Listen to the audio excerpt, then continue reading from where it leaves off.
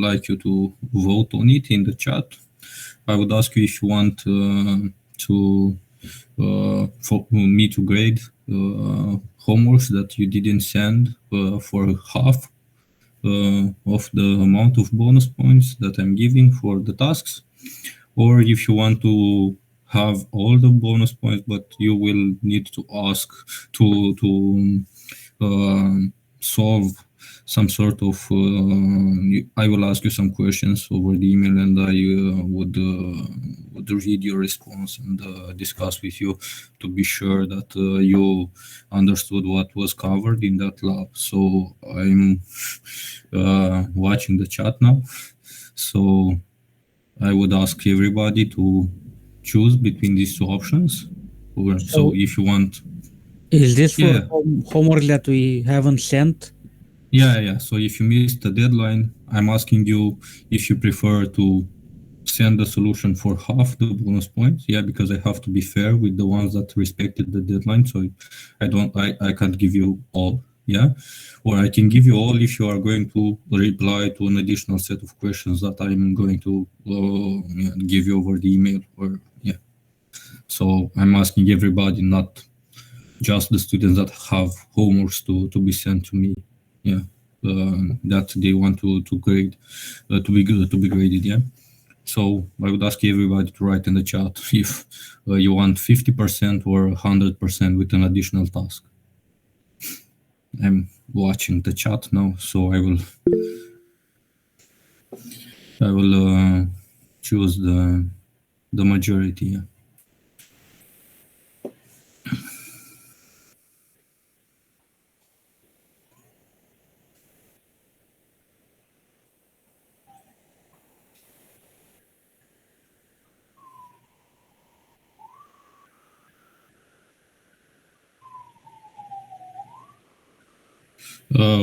I don't want that. So each student would decide if they are prepared or not for an additional set of questions. Yeah, because I want the policy to be exactly the same for everybody and to be followed through the semester. Yeah, so this is going to be fixed from now on. Yeah, so what you choose. Yeah. Okay. Good. Okay. I can see there is some sort of a majority already happening. So good. I will, if you want me to grade your homework, you should contact me over the email or on Discord. Yeah, and I will prepare a set of at least 3 questions covering the subjects from the lab that you missed. Yeah. So. That's it. So imagine it's going to be like those tasks we discuss the results for something. Yeah. But I'm going to give you, like I'm going to ask you more detail. Yeah. For the extended deadline, I already told you. We have some students that joined later the lab, and I want it to be like no minimum time frame. Yeah, so you basically can send me the homework for the first week in the last week if you want. Yeah. So I can see there is a majority now, so we will go to the 100%, but I will give you an additional task for you to solve.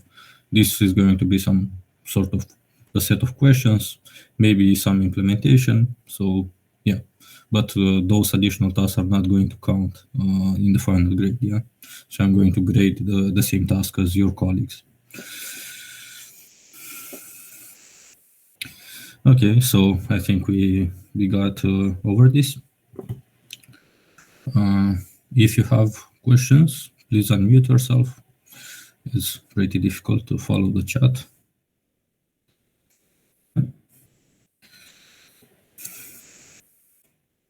I would guess you don't have questions, or hopefully you don't have questions. So we are going to go through the material of today. Yeah, for some of you who joined earlier, you had a look on the file I'm using to do the statistics for the lab. So I hope you didn't get some screenshots from there. I think it's a mistake from me. Yeah, good. So this is the third week. We already discussed last week about this, and I wanted to go over the homework. We are going to go over this KNN exercise, yeah, through this lab, yeah. So you can see here. So I asked you to do the PCA decomposition, yeah, over the information extracted in a k-nearest neighborhood, yeah. So this is sort of the idea of the exercise. A lot of you did the second task from the homework, and that task was like observing how the amount of variance kind of varies with the dimension of the local, the dimensions of the local patch, the area of the local patch. Yeah? So if you're going to count the areas in the number of pixels, you're going to look at the area in that way. The vast majority of you, yeah, so you have some problems with defining variance and covariance and so on, because you're thinking about different random variables you're computing the variance from. Of course, the covariance is a measure of how similar the variance is for two random variables. Yeah, of course, that's correct, but you have to think about the fact that this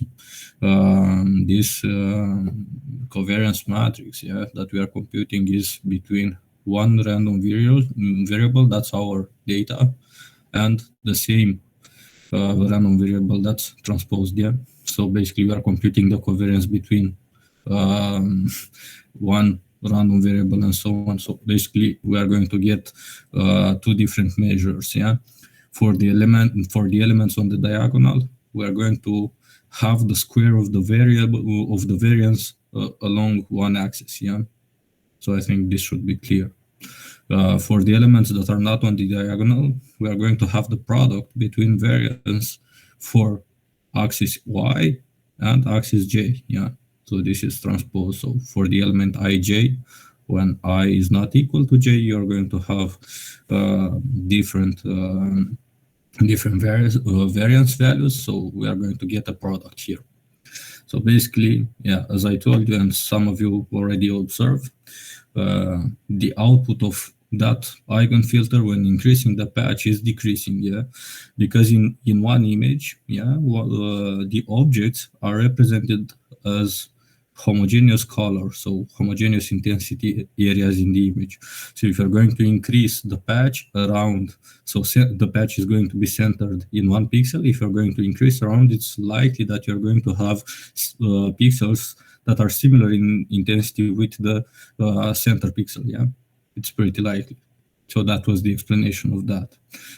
So basically, what I was calling the magnitude of our covariance, yeah, is in certain regions, yeah, you are going to have more variance when it comes to the intensity value of the neighboring pixels with respect to the center pixel.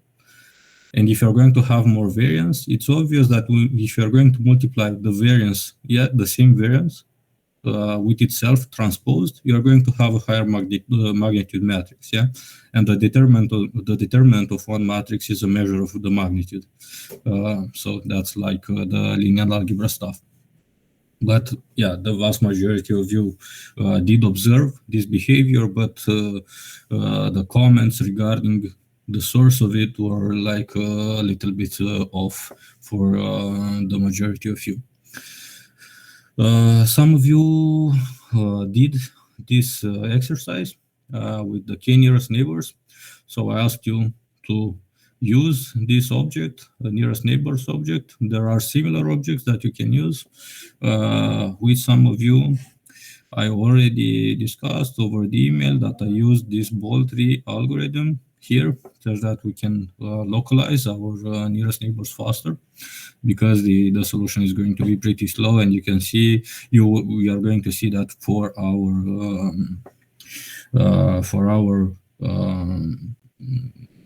let's say benefit, we are not going to gain a lot with a very high computation here, because decomposing this covariance matrix is not as fast as you would think, even for lower dimensions. As you can see here, you have here this line. So you can see that something did change from last week to this week. So you can see that this absolute value of the eigenvalues is sorted here, but is sorted now in a descending order. So basically, last week we got the eigenvalues in ascending order. That's, let's say, counterintuitive, but I used the counterintuition for you to observe that you have higher variance in your output when you are using the lowest eigenvalues than you have when you're using the top eigenvalues here. So basically, this is going to be now sorted in the descending order, and we are going to get the first three of them. So basically, what's happening here is for each pixel ij, we are going to get the nearest neighbors of the intensity value in the image on the position ij.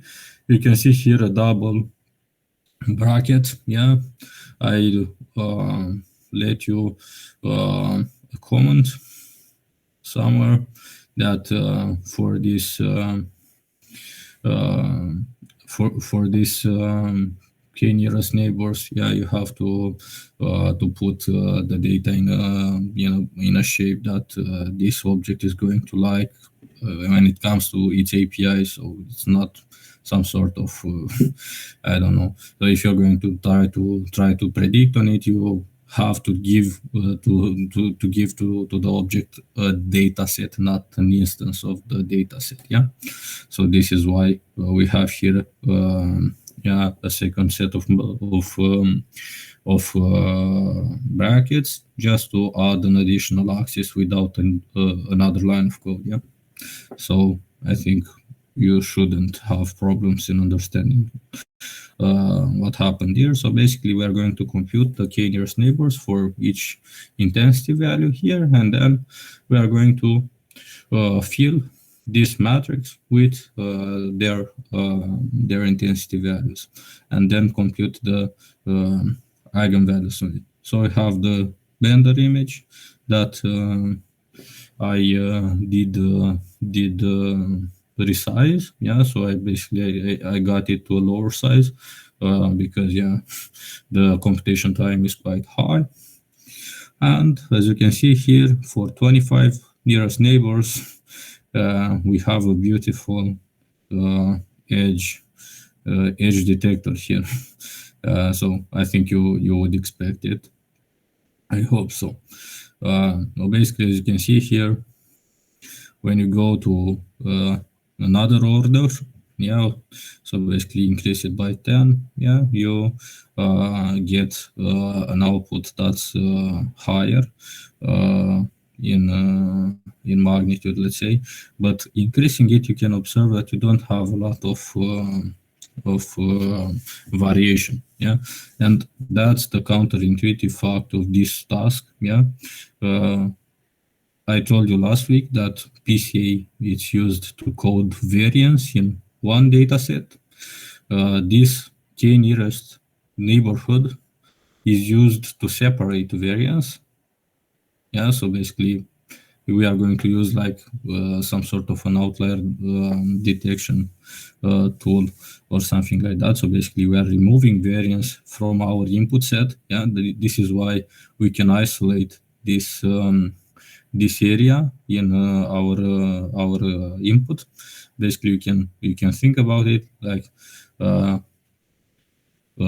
this edge area is affected by noise in a way that there is a higher variation in the k nearest neighborhood than you have, let's say, in this homogeneous color areas. So I think this was the goal of this task for you, to understand that for PCA you have to think about how much variance you have in your dataset and how it can be explained. We're going to discuss about it also today.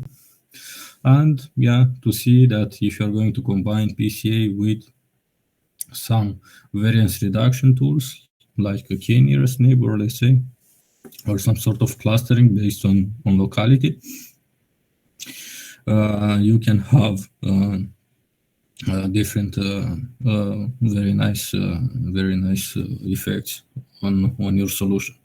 Of course, we did an edge detector that's slow. So you already saw it. The solution is really slow. So we spent a lot of time to have something that we could have done with a very fast algorithm, like a k-NE edge detector. That's a simple convolution. But I wanted you to understand that PCA and variance are very important to be in a relationship one to each other. Yeah? So if you're going to discuss about PCA eigenvalues, you're going to discuss about the variation you have in the dataset, because that's what PCA does. Yeah, PCA does code variance using eigenvalues and eigenvectors. So if you have questions, please let me know. Otherwise, we will go to the tasks that we still have to discuss about. Do you have any question?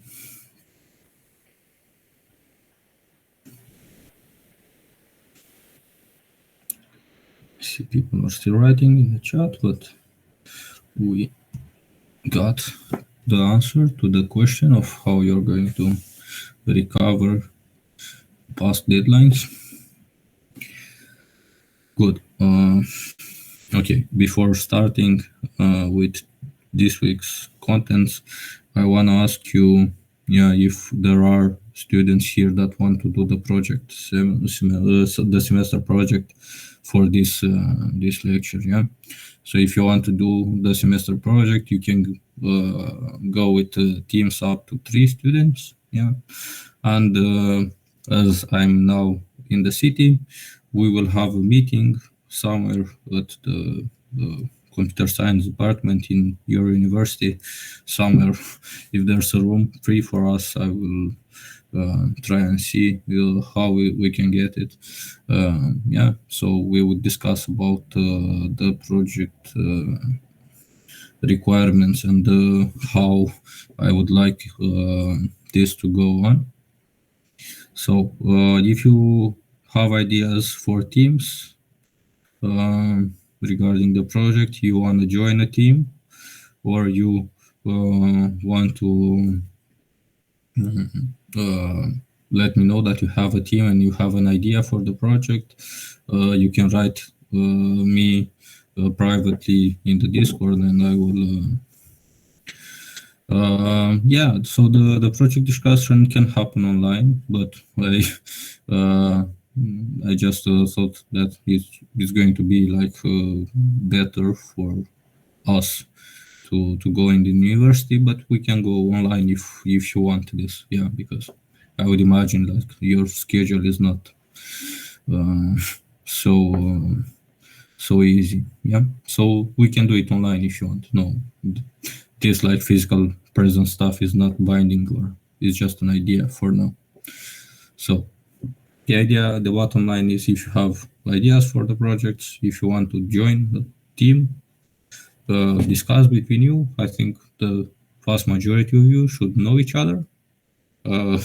If there is somebody that cannot find a team, and if you are some that you need, let's say you are a team of 2 and you need another one, I will sort of be like an intermediary step in this process. So I will try to kind of see how you can join a team or something like that. So if you have ideas for the project, let me know. Mr. Timofte already told you that the project can be used either to allow you to not have an exam at the end of the semester. If your grade is high enough and you're fine with that grade, you can do it like this. Or if your grade is not high enough, you can have additional points, yeah, through this project task. But yeah, keep in mind, if you feel like you don't have a lot of time, yeah, you can have the maximum grade by doing the homeworks, by learning for the exam. So it's not going to be like the ones that did the project will have a generally higher grade than the ones that didn't do it. Yeah, it's just a shortcut, let's say it like that. I have a question. Can the project improve our overall grade? Let's say that we do really well in the exam and we have the project too. That was the idea. So if you don't want that the grade of the project to be the grade of your exam, yeah, you can have the exam, and you will have some points, bonus points from the project that are going to be added to your final grade. Yeah, so you can choose. Basically, when I was a student, we had some sort of midterms, yeah, when we could have done something that's called equivalare. Basically, yeah, you will have the grade from the midterm to one part of the exam or something like that. So basically, you can do the same here. Either you have the grade for the project as the grade for your exam, yeah, or you will do the exam and the project is going to add you some points to the final grade. That was the idea. So yeah, you can think about it. I wouldn't like to give you a fixed sort of story for this project. So if you have ideas for the project, I would be happy to discuss with you about it. Another thing is that I will not remind you of the project in the last week. So there will be some sort of intermediary assessment of your progress. So basically, we are going to have some sort of interviews with the teams to see what happened and what you did work until that week or something like that. Yeah. So it's the first week. Well, the fourth week already. I think is the best time to start a project instead of a midterm. Yeah. So basically, instead of doing a midterm, we can do this project, and you are going to benefit from it. Of course, when you're doing projects, you have to think about what possibilities you have for doing some sort of a deep learning application. You need some sort of custom hardware or not. You can do it on your laptops. You can do it on online services like AWS, Azure, I don't know, Google stuff. Yeah, basically you have to think about this because yeah, this sort of problem is sort of pressing for a project in computer vision. If you don't have custom hardware, let's say like a GPU or so on, yeah, you can still do projects that are based on traditional methods. Yeah, so this is not a limitation of the project team. You can think about a project team that doesn't require a very high-end GPU or so. But I would imagine at least the guys here should have a GPU, because I would imagine the vast majority of you are playing something based on your of your profile pictures on Discord. So I would expect you to have some sort of a GPU. So basically, from 4 gigabytes up, everything should be fine. I don't know if 2 gigabytes are going to be enough, but we have beautiful solutions that can work on 2 gigabytes, so no problem for that. Of course, there is still Colab that you can use, but keep in mind that Colab needs your interaction to work. So basically, if you are going to imagine that you're using Colab to write some scripts and train them over the night, you cannot do this with Colab. So if you have like smaller jobs, you can do it, but you have to interact with Colab because I think from some version 2 years ago, I think they added a bot that's going to question you if you are still interacting with Colab at let's say random time, in a random time frame. So you cannot use the old let's say web bots that are going to press a button in Colab. So some sort of JavaScript piece of code that is going to press a button when this window pops out. This is not going to work. I'm going to let you know not to expect this old trick to work, because they mitigated this some time ago. Okay, I think this is for the projects. Yeah, if you have ideas, if you have teams, if you want to do a project and you don't have a team, use this Discord server to find the colleagues that are interested in working with you. So use also you can discuss with me, and I'm going to suggest you some colleagues that are looking for a team member. But I would expect the majority of you do know the other students in this let's say class, because I have like 3 groups, so I would expect some of you even know the ones that are not in the same group as they are. So yeah, you should know each other after 3 years of 3 or nearly 4 years of studying together. Good. So we're going to go further with the Harris corner detector. I don't know how many of you did attend the last lecture, but this derivation was done in the lecture. Basically, there was some sort of an argument over an observation. Yeah. So as you can see here, we have like 3 possibilities. Okay, so we have 3 possibilities here.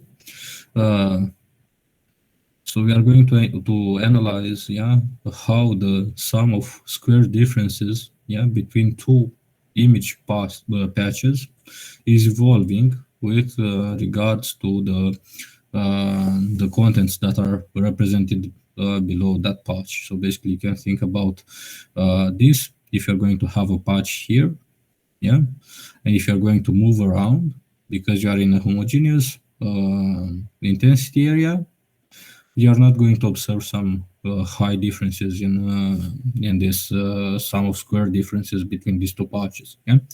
If you're going to be in this scenario, if you're going to move it in the horizontal axis, you're going to have a higher sum of square differences, and if you're going to move it vertically, you're going to have a lower sum of square differences between two patches. If you are in this scenario, either if you're moving it in the horizontal direction or in the vertical direction, you're going to have a higher value of sum of square differences between 2 patches, because when shifting the patch, the contents that are under that patch are going to change drastically. So basically, if you're going to try and find points that maximize this sum of square differences, you're going to end up with corners. So that's the high-level explanation of the derivation you got through last lecture. So Well, we told you that we are going to start with the gradients. Yeah, that's why you computed the gradients for this homework. So we have the gradients on x. Yeah, you can see that's a simple gradient. It's not using, like, let's say the n4 neighborhood or the n9 or the n8, let's say, like that. The n8 neighborhood, it's using just a simple derivation to the neighboring pixel. Yeah, so you can see here we have these gradients. Yeah, and what we are going to do is that for each pixel, yeah, we are going to create a matrix here. Yeah, DMP matrix, and you can see here that we are going to sum, yeah, in a neighborhood of the pixel P that we are centered in. Yeah, we are going to sum over each neighborhood with some weights. Yeah, the product of the gradients along each axis. So basically it's going to be like some sort of a covariance between the gradients. So basically you can see here the same sort of structure in the matrix. Of course, this is not a covariance, but it looks like some. So if you're going to consider the gradient of variance, is going to look like the covariance matrix we discussed about previously. Yeah, and what's important to understand here is that these weights, yeah, this WP prime, are going to be normally distributed, yeah, with this neighborhood. So basically, you can imagine a Gaussian, 2D Gaussian distribution centered in the center pixel P, yeah, and along that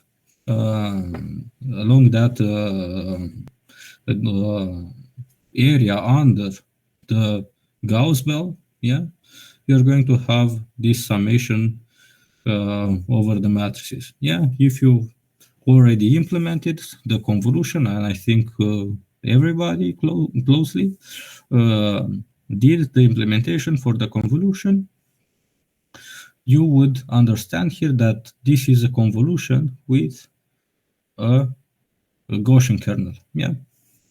So by using this Gaussian kernel, we can implement this Gaussian neighborhood around the center pixel P. Yeah. And we designed, so you saw the Harris response designed like the determinant of this matrix, Mij, centered in the pixel ij. Yeah, that's then used to subtract the square of the trace of this matrix multiplied with a scalar. Yeah, so there are some sort of standard values for this scalar.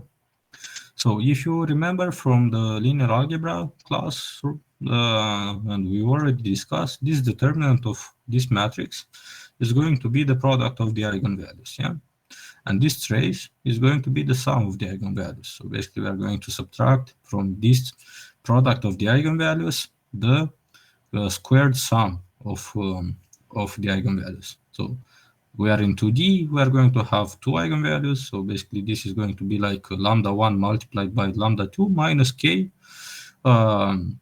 times lambda1 plus lambda2 squared. Yeah. And in the lecture, you saw that these lambda1 and lambda2, yeah, have different orders of magnitudes exactly linked to these situations here. So here, if you are going to imagine it, you are going to see that this lambda2 and lambda1 are going to be lower magnitude, yeah, so closely to 0, because we don't have variance when shifting this patch here. So if you're going to shift it outwards on the y-axis, let's say this is going to be lambda1 is going to be low. If you're going to shift it on the x-axis, yeah, lambda2 is going to be low as well. Yeah, here lambda2 is going to be high, because if you're going to shift this, you're going to have a higher sum of square differences. If you're going to shift it on the y-axis, let's say lambda1, lambda1 is going to be low, because if you're shifting it, you don't have a change in the sum of square differences. For this situation, if you're going to shift it on the x-axis, yeah, lambda2 is going to be high as well. If you're going to shift it on the y-axis, lambda1 is going to be high as well. Yeah, so you can imagine if you're going to see a plot of the eigenvalues, and there was this plot in the lecture. For this scenario, the magnitudes are higher for all of them. For this scenario, you have a large eigenvalue and a low eigenvalue, and for this scenario, you have both of the eigenvalues in the low range. I would expect you to feel it already. If you have questions, don't be shy and interrupt me at any given time. Okay, so I think everybody got this. I hope so. So we are going to use another property of the Gaussian random variable that says that 97% of the values that are drawn from a Gaussian distribution are between the mu minus 3 sigma and mu plus 3 sigma interval. Yeah. So basically, we are going to generate a Gaussian kernel. The width being the 3 times sigma that's done to seal, to be generous, let's say, about it, and then convert it to integer, because we are going to do like this vstack, where we are going to generate values between minus width and width plus 1, because this is how range works. So basically, if this width is going to be 3, we are going here to generate values between minus 3 and 4. That's going to be values from minus 3, minus 2, minus 1, 0, 1, 2, and 3. Yeah, this is how range works in Python. So this is what we are doing here. We are generating a lattice, let's say, of values that are higher in magnitude as you are going to go further away from the center. Of course, yeah, we need an y as well, because we are in 2D. So basically, we have the values for x, we have the values for y that are the x that are going to be transposed.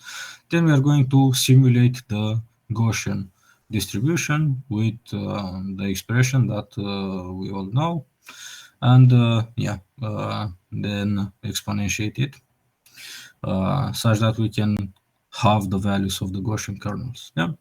Now we have the gradients. Yeah, as you saw, the gradients are pretty simple. You're going to subtract from this pixel the value of this pixel, and from this pixel the value of that pixel. Yeah, on x and y, you are going to compute the gradient on x and the gradient on y. Yeah, this is pretty easy to understand as well. Now we are going to apply the convolution with this Gaussian kernel on the squared gradient on x, the squared gradient on y, and the product of the gradient between x and y. Yeah, so you can imagine here that these values, x and y, y and x, are going to be the same. So the matrix is going to be symmetric. Yeah.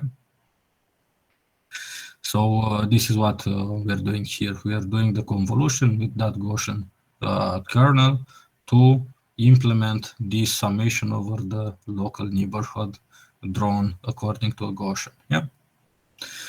Then for each ij, yeah, for each ij pixel, we are going to create the matrix, yeah, and then compute the filter response as the determinant of this matrix minus the parameter k multiplied with the squared trace. Yeah, and we are going to log the filter response. Yeah. Next, this Harris corner detector uses the non-maximum suppression. Yeah, so basically you have here minimum distance parameters that you are going to give to this corner detector, and this is going to look in a neighborhood controlled by this minimum distance parameter, and is going to pick one value as a corner if the value of this Harris response is going to be maximal in that local neighborhood. Yeah. So this is what's happening here. And then we have a threshold like a filtering using a threshold. Basically, we are going to get the corners as top, let's say the top 20% maximum values. Yeah, after this non-maximum suppression goes on. So basically, we have two mechanisms to decide which value indicates a corner or not. Yeah, and for this exercise, so yeah, you know, here the values for sigma, it's 0.5, 1 and 2. For k, we have 4e minus 2 and 6e minus 2 in this interval, and this threshold as well. We have values for this as well. Yeah, and this minimum distance is like a number of pixels that you can set it here. I put it quite high to get here the majority of corners, but you can see from our well-known pattern that our method that we designed it by hand is able to identify the corners in our pattern up to some noise with a quite good performance. Yeah, and in the homework I asked you for the first task to replace this solution with the one provided by OpenCV. So and do the feature matching tests that we are going to discuss as follows. So if you have questions about Harris, yeah, feel free to unmute yourself, and I'm going to answer to all your questions.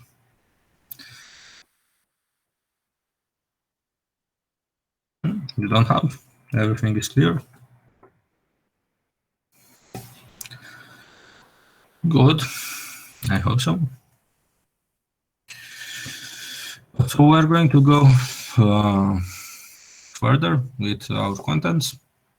So for the next contents, we are going to have some images that represent the same object, and we are going to try and match features from two different camera poses. So we are going to start extracting some features around these Harris corners. So we are going to use our solution to extract some corners in the image and then to assess the quality of the matches. Of course, we are going to start by converting everything from the RGB or BGR to gray. Yeah, so format BGR is the RGB format, but this is the convention. And then we are going to do this Harris corner extraction, and we are going to have here the values for the Harris response and the index for the corner that Harris detected. Yeah, so this is why we have here two variables to get our function results. Yeah, so we're going to plot the corners extracted by Harris in the image, of course, in the first image and in the second image. Yeah, and then because we are going to use a 9 wide neighborhood, so basically it's going to be 4 to the left, 4 to the right, 4 up and 4 down, 4 bottom. We need to filter the Harris corners that were detected in the border areas. Yeah, so we're going to use a 9 by 9 neighborhood to extract some features. Of course, you discussed already about features.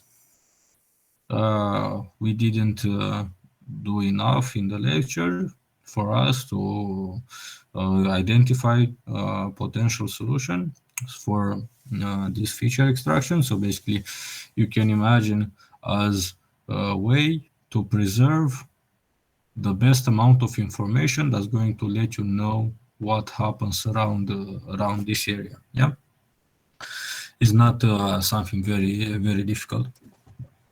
But for now, we are going to use the flattened intensity values for this 9 by 9 neighborhood. Yeah. So this is going to give us a feature of 81 values. Yeah, that are going to be the flattened match around the center pixel of yj. Yeah, it's pretty easy to understand. Of course, if you're going to try and match features in this 81 dimensional space, you are going to need some localization data structures. And this is a KD3 that uses one node per leaf. Yeah, and this KD3, if you're going to relate it to the binary search tree, yeah, that uses some sort of the same principle, is going to divide our space, yeah, based on an order criteria. This order, at least in this case, is going to be 2D. So a 2D order. So basically, you can imagine, like when inserting in this tree, you have here the point A. Yeah, for this point A, you are going to divide the space into two hemispheres, let's say like that. So it's going to be the right hemisphere and the left hemisphere. Yeah, so this is going to be the division line, the vertical division line for this point A. Yeah, of course, for this point B, we have 1 point per leaf. We are going to divide again our space, but this division line is going to be horizontal here. So you can imagine, like, if you're going to insert something further here, you're going to have another division and so on. If you're going to insert something here, you're going to have another division and so on. So basically, for now, we have this space divided vertically here and horizontally here, but just in the left hemisphere. Of course, then we are going to insert the C point, and this is going to have another division, yeah, in the right hemisphere. So if you're going to have a domain upper than this division line and a domain in the bottom of this division line, so basically below this, you're going to have a new domain of this line. Yeah.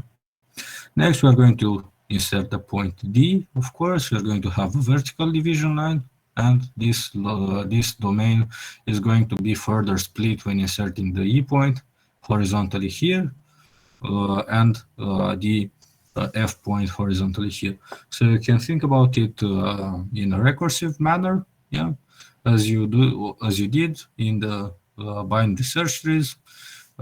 You found like the order, you found the position in the tree for each element, and this position was found by following the ordering criteria for your input set. So this KD3 is data localization, the data localization data structure that it's going to be used. Yeah, it's going to be used in most of the time just to speed up your application. Of course, it's going to have a cost when it comes to the memory representation, but you're going to gain a lot more when it comes to retrieval. Yeah, because we have a set of features here, and we are going to try and find what features are matching. So basically here what I'm doing, I'm importing a KD3. This is a function that I'm going to use just to plot the images side by side and to plot these lines. This is not very important. Now we are going to take these KD3s and we are going to feed our data from the L1 and the L2. I'm using here 5 points per node. Basically, we are not going to have splits for each induced point.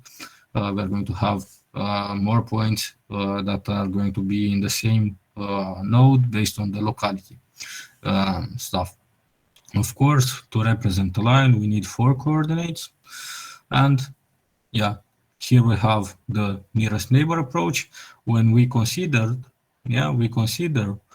a feature from the L2 domain, a match for a feature in the L1 domain, yeah, we consider a match to be exactly the nearest neighbor in the other domain. Yeah, so this is the nearest neighbor. And as you can see here, by just using the nearest neighbor, we have a set of right matches. So basically, we can use them, but we also have some outliers that are not, we are not so good when it comes to the geometry. Yeah, basically, you can see here that the images are some sort of a stereo camera result, and to assess the quality of the matches, all of these lines should be close to horizontal. That's the idea. Of course, we are going to go to the mutual nearest neighbor, yeah, and we know that for a mutual nearest neighbor, a feature in the L1 domain and a feature in the L2 domain are considered the match if and only if the nearest neighbor in the L2 domain for this L1 feature is exactly this L2 feature, and the nearest neighbor of this L2 feature in the L1 domain is this exactly L1 feature. Yeah. So basically, they have to be nearest neighbors to each other when shifting from one domain to another. So as you can see here, the quality of the matches increases. Yeah. Now we have something that's called a ratio test. So for this ratio test, you would say that this L1 feature is a match for this L2 feature if the distance between the nearest neighbor for this L1 feature in the L2 domain, the distance to the nearest neighbor is higher than the distance to the second nearest neighbor by a margin of R. Yeah, basically you can imagine here the division between two distances has to be within a margin of R, and R is between 0 and 1. So this is some sort of a thresholding based on a threshold that is arbitrarily chosen, and of course the performance of your application depends on this R parameter. Okay, so these are the feature tests, matching. Yeah, if you have questions, please let me know. Otherwise, we have a 10 minutes break.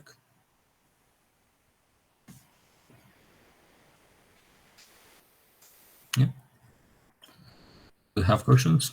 Is this similar to key points from OpenCV library? Yeah. It's similar, but those key points are it's sort of a framework that's based around the feature extraction and feature matching. Yeah, there are some more methods in key points than this, but yeah, you can imagine it like something similar. But yeah, the idea is that we are going to try and build some methods to find features and to find key points and then extract features around them to match between different images. Okay. Any other questions?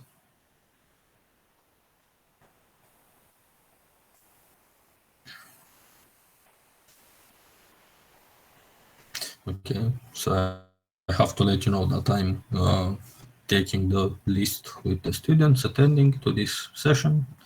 If you're going to join later, just let me know. And of course, we're going to discuss over the email if you have sort of questions for this.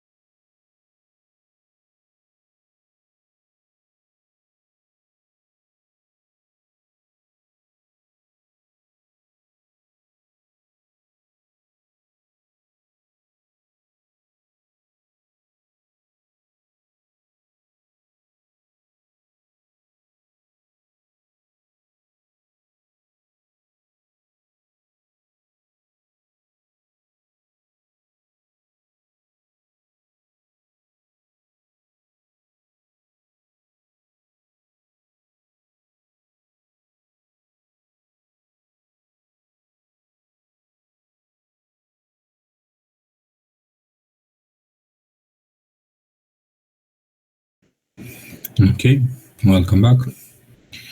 I hope you can still hear me. Otherwise, Yes, we can hear you. it's good. Okay, so yeah, for now we are done with feature matching. If you have any questions, just let me know. So everything here is like more or less a design choice. This feature, as I told you, it's quite raw, so basically it's just the intensity values in the local neighborhood that are stacked together and so on. So let's go to the tasks for the homework that I'm asking related to this part of the lab. So basically I'm asking you to redo the feature matching, with the same features extracted along the corners identified by the Harris corner detector from OpenCV. That's the first one. Should be really easy for you to do. You have the code for the feature match. So I'm asking you just to assess if the localization of those corners is going to help you have a better performance or not. So that's the first one. And then I'm asking you to replace also this feature descriptor based on the local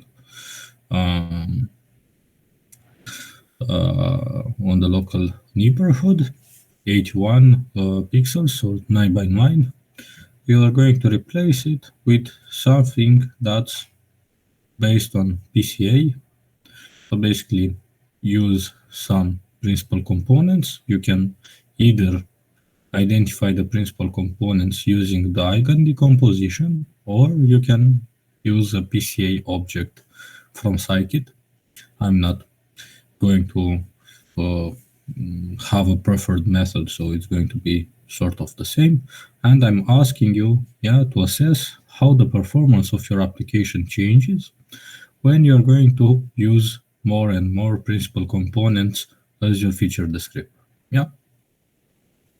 So this should be quite easy. Of course, the third one is another low-hanging fruit. Basically, you can see that this one-point tasks are sort of some tasks that I'm going to expect you to solve to get some sort of a minimum number of points so that you can have a decent grade. For now, the students that are still participating in the lab, I don't have students that are sort of in a risk to not pass. So this is why I'm giving this sort of easy tasks for you to have some sort of a safety net when it comes to grading. This one is if you're going to read the documentation about the Scikit pipelines. You can see there that you can, let's say, build an object linking one classifier with one feature extractor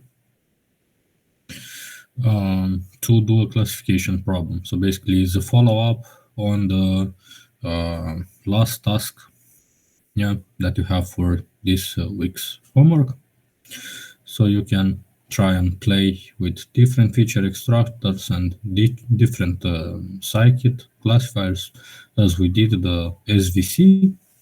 You can use a lot of classifiers there. You just have to provide the input parameters for them in a good manner such that you can use a pipeline. So basically, if you're going to try and fit the whole pipeline, the pipeline is going to handle extracting the features and then training the classifiers and then predicting with your classifiers on the testing split of your dataset. Some of you, I saw that some of you work with Cyphers there during the homework. You can continue working on it. You can continue working on the keyboard and desk example that I provided you already with. So feel free to be creative in these two tasks. Yeah. So this PCA feature descriptor is not something that's let's say put it like this and just implement it. Feel free to work on different let's say solutions and so on to understand what's happening.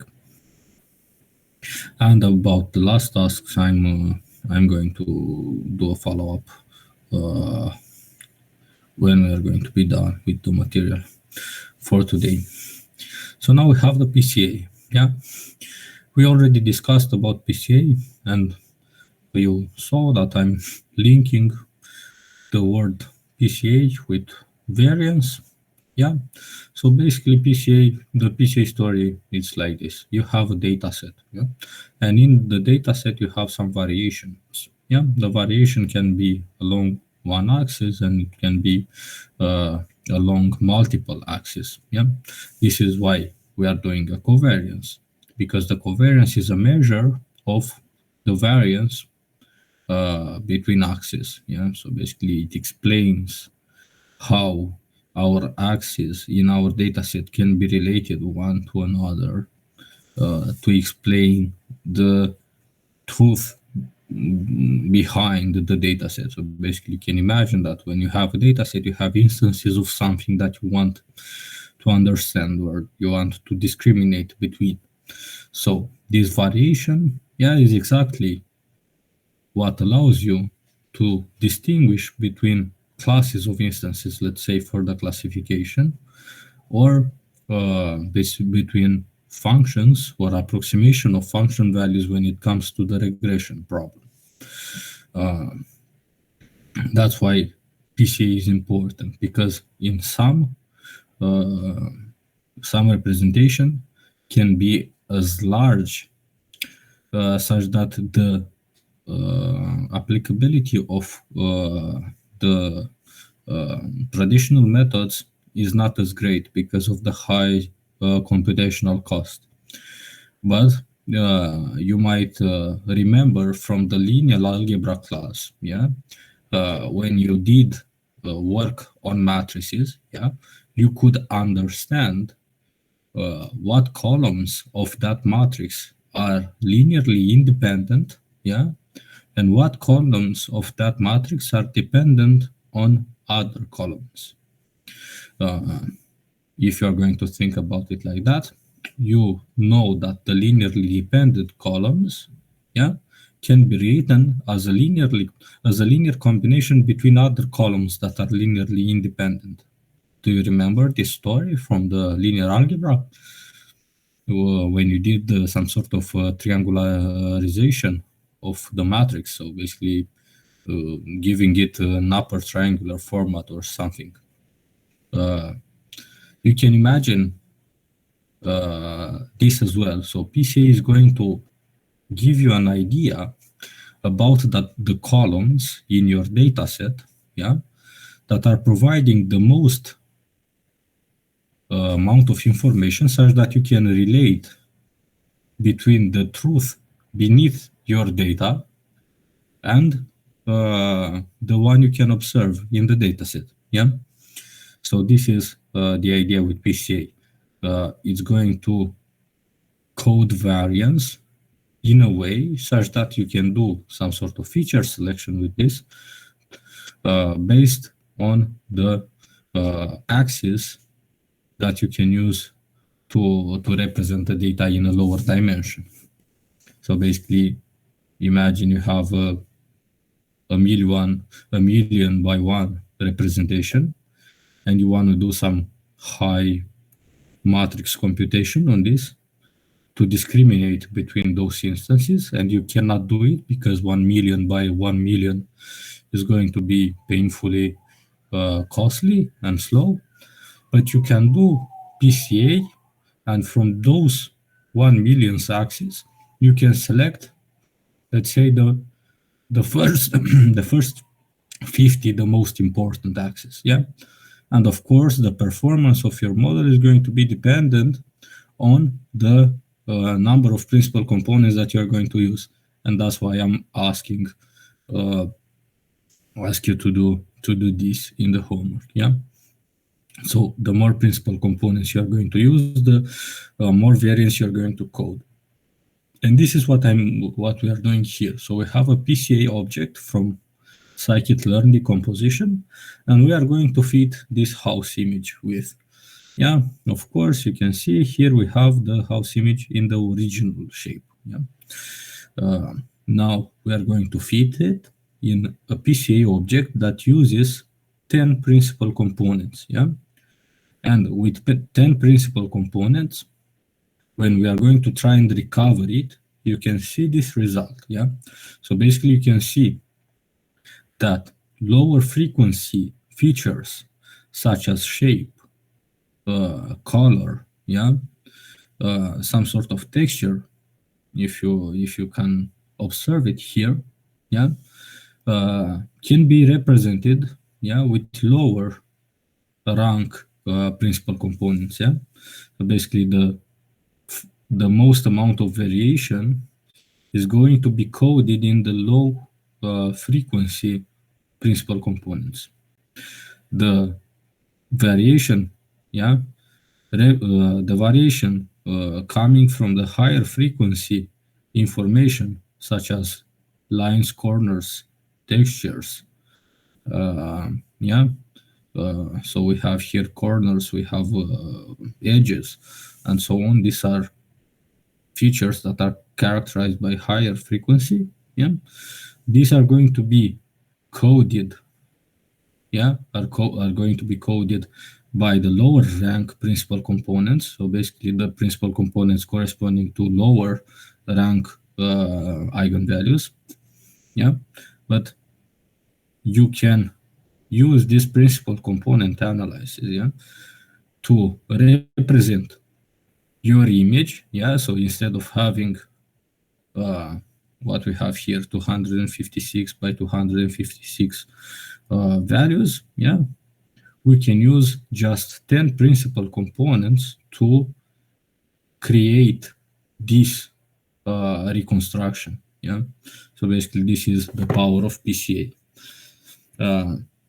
Imagine it like that. If you have a let's say higher dimensionality data set, yeah, you can express your data set, and we are going to see it here with eigenfaces.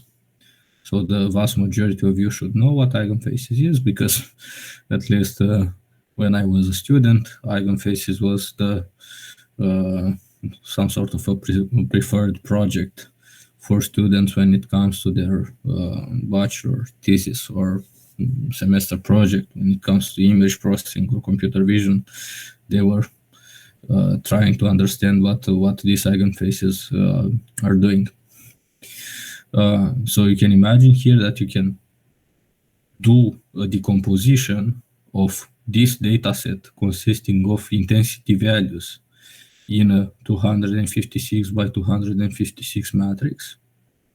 And using some principal components, yeah, we can do the inverse transform with 10 principal components to get something that's preserving the shape and the geometry of the object, but it's not preserving the higher frequency information. Yeah, so keep in mind that if you're doing a PCA decomposition and you're going to trim the amount of principal components, you're going to start and lose more and more from the higher frequency information. The more you trim, the more you lose. Yeah. Now we're going to go through this example of eigenfaces. So we have here this let's say Olivetti faces dataset that it's very popular for a short demo. Here I'm writing just a piece of code such that I can plot some faces in this dataset. I was quite unlucky here and I got faces from the same individual, but you have different faces, shape and so on.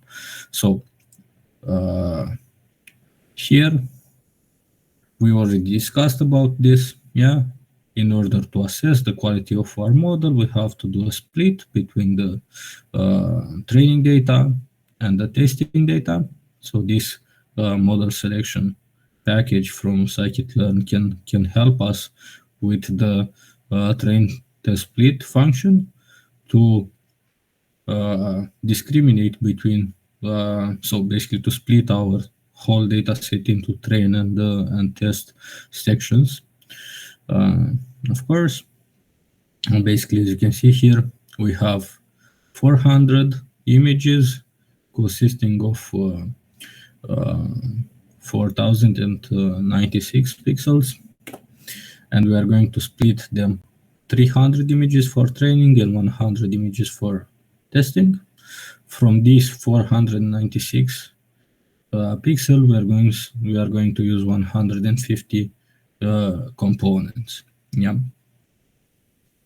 So we are going to fit our model, our PCA model.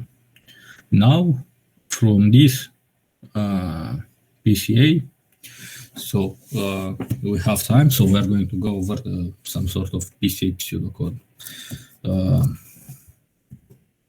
that you also had in the lecture, I think, already, or you're going to have it soon.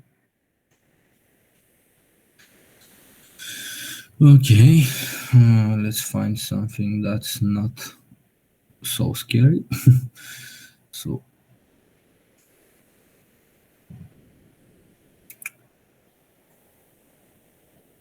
okay, this one doesn't have a lot of math. So you can see here, we are going to center our data, yeah, by subtracting the mean. Then we are going to compute the covariance matrix over the centered data using this formula. Then we are going to compute the eigenvectors by doing a SVD, singular value decomposition over the covariance matrix. And why we are doing the SVD? So we know that this matrix is symmetrical. So basically, if you're going to compute C transposed, you're going to transpose of this, and you're going to get the same. Because if you're going to transpose a product, this transpose is going to go first, and this transposed again is going to get on the right. So basically, you're going to have the same constant outside the relationship, and if you're going to transpose this product, you're going to get the same result. Yeah. Then you're going to compute the eigenvectors. Yeah, I told you already. If you're going to do the SVD, the eigenvectors are going to be the rightmost eigenvectors, not the rightmost, the columns of the matrix on the right. Yeah, so this is why I'm calling them the right eigenvectors. Yeah, there are left eigenvectors and the right eigenvectors that if you're going to try and compute them as columns, you have to go to the right. And the story with the rightmost eigenvector, I already discussed with you why this rightmost eigenvector of a matrix can be the solution of a homogeneous linear system of equations defined with that matrix. Yeah, because I told you already, the eigenvalues are going to be sorted in decreasing order, and if the lowest eigenvalues is going to approach zero, the product between the matrix and this eigenvector is going to approach zero vector. Yeah? Here we are going to stay as well in the right. So basically, if the decomposition of the matrix C is going to be equal to some sort of an V multiplied by sigma multiplied by D transposed, because that's what's called SVD, or it's like sort of an UNV matrices. You're going to stick with that V matrix that's on the right. Yeah. So.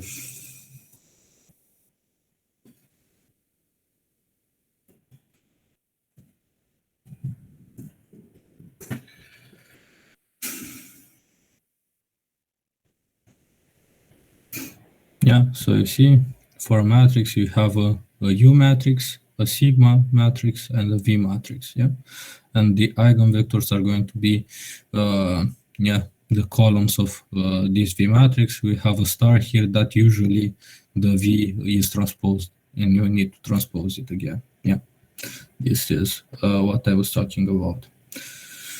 So by doing this, we can select the eigenvectors corresponding to the top eigenvalues, yeah, and we can project the data using these eigenvectors that we are going to add to this this mean data, yeah.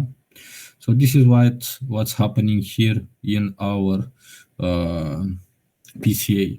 We are going to compute the mean phase. So if you are going to do a mean over all the faces in the data set, you are going to get something like this, and you can observe like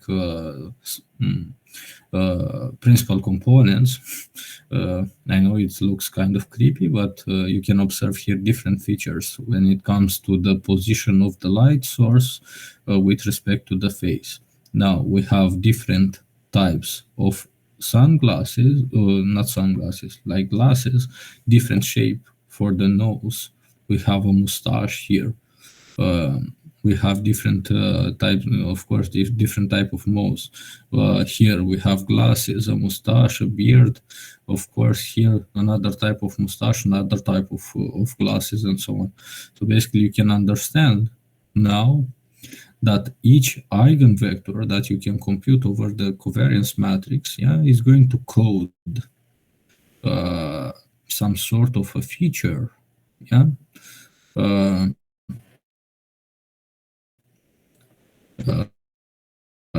And is going to represent the feature in the reconstruction of the input data. Yeah, I think you should get the feeling now.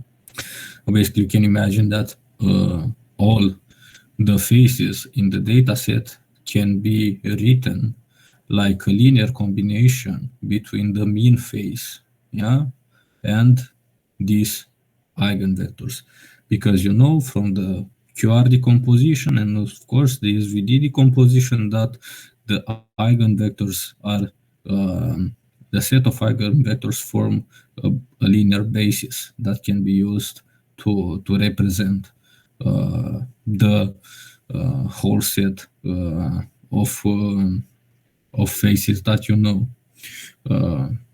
So basically, you can think about it like each face in the dataset can be written as linear combination between these eigenfaces and the mean face, yeah.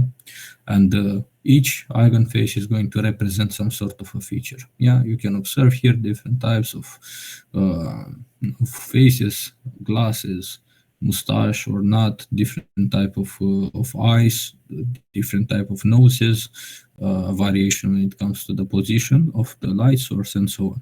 Yeah. So this is how we can think about PCA is extracting exactly what is sort of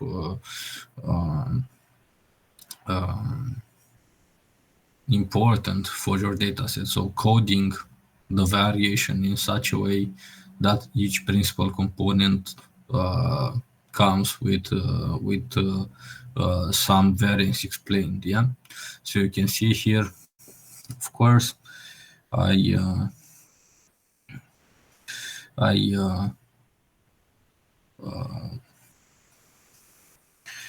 printed here. So basically the sum of the explained variance. Yeah, so you can imagine that this is going to be a vector that's an array that's going to tell you each principal component how much variation in the input data can represent. So you can see here that we can get 96% of the variance, yeah, with just 10 principal components. Yeah. So this is like the take-home message. So think about PCA, yeah, as a way to code variance that of course, can be used to do like information compression. So information distillation, let's say it like that. If you need to transfer, let's say, a photo of this face to some, I don't know, another computer or another entity in a system, and you don't have the bandwidth to project this image, you can limit the number of components that you are going to use to approximate this exact picture, yeah, and just transfer those images, and that's why I'm asking you here in the homework to simulate image compression using different types of combination of principal components. So basically take some eigenvectors and add them to observe what's happening for a data set of your choosing, and to identify the type of information coded by each component. Yeah, and then you can implement a linear blending system to basically control the weights in the linear blending such that you can either enhance or suppress a feature, and yeah, you can observe some really nice results by doing it this way. So basically, yeah, there's a demo that's very famous when by having some sort of a slide button, you can do some image you can do it smiled or something like that. So basically, yeah, this is some sort of a very popular example. Okay, so this is the material for today. Of course, I had this wand barrel distortion example, but I don't think we need to discuss it more, because I think all of you experimented already with wand. If you have questions, feel free to unmute yourself.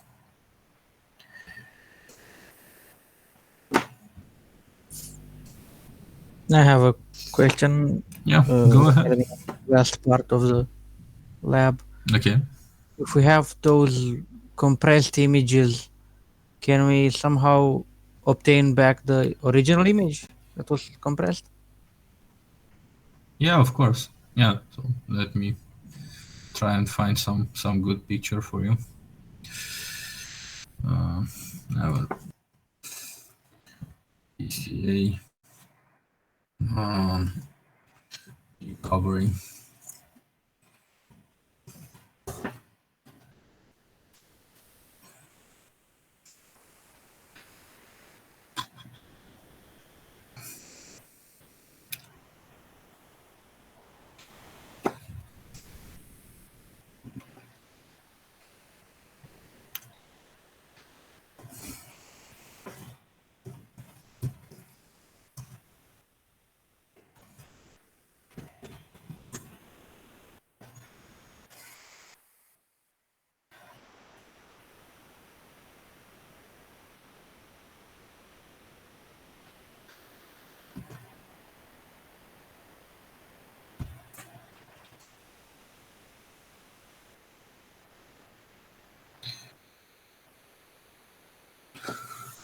Basically, it's going to be something like this, yeah. So I will try and make it larger. Yeah, so you can see here this image. Yeah, this is an instance of your tasting split. Can be written as a linear combination of these eigenfaces. Yeah, so you can see here we have a general shape of face explaining the most of the variance, and then you're going to update this image when it comes to the color of the hair, let's say like that, the general type of haircut. Then you're going to correct, of course, the haircut because this person has a different haircut, and of course, if you're going to correct for the length of the hair, like this example. So basically, this is the recovery. Yeah, you have one testing image that was not using for fitting during training, that can be used, that can be approximated as a linear combination of the eigenfaces produced from training. Yeah, this is what I was going for. And of course, if you're going to take just these two eigenfaces, the general shape is going to be sort of the same. Yeah, but the haircut is not going to be retrieved in this example. Yeah, the more you add, the more likely is that this picture to be closer to this weighted sum over the principal components. Yeah.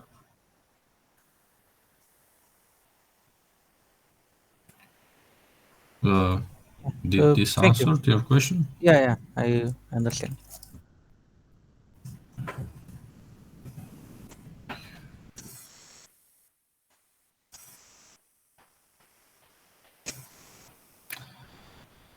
Okay, so we have here the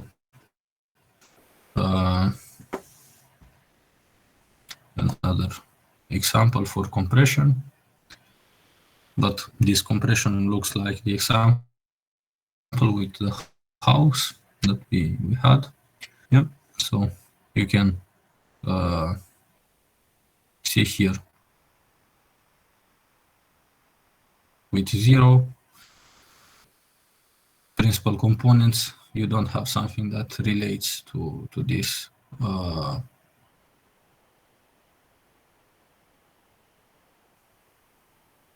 feature that's converging to a better quality one. But you have here 10 principal components, 20 some sort of lower, such as shape, color, and so on. And in the higher dimension, you start adding context. You can see here the background are some plants and so on. So these are higher frequency pictures. Okay. Some other. Yeah, so you can see next week we are going to discuss about these descriptors based on eigenvectors. I would be happy to compare my solution to yours.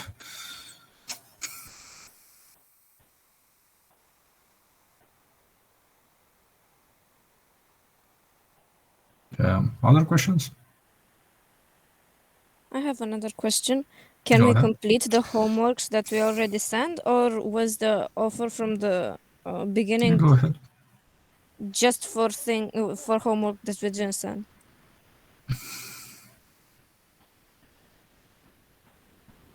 Well, if you got lower than 50%, yeah. So basically, I don't know. I can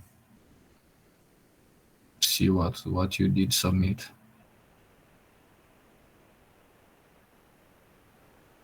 Because the idea was that, yeah. So basically, you can do the second homework. Yeah, I got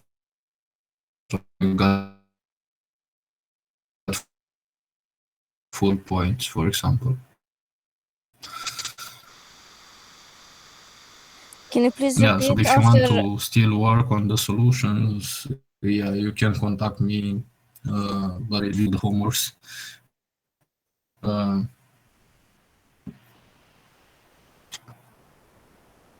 Sorry, I cannot hear you for some reason. Yeah, I can't hear you very clear either. I think it's because of my connection or something. Sorry. Yeah, so basically, if you want to still work on your homework, yeah, drop me an email. I will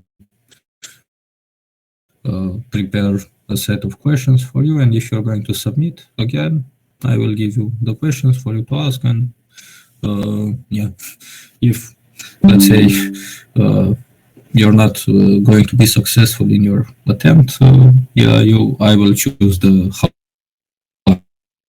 highest grade. Yeah, but if you want to still work on your homework, to redo it and so on, I will prepare some questions for you. And of course, I'm not going to give you the same amount of additional work that I'm giving somebody who didn't even 50%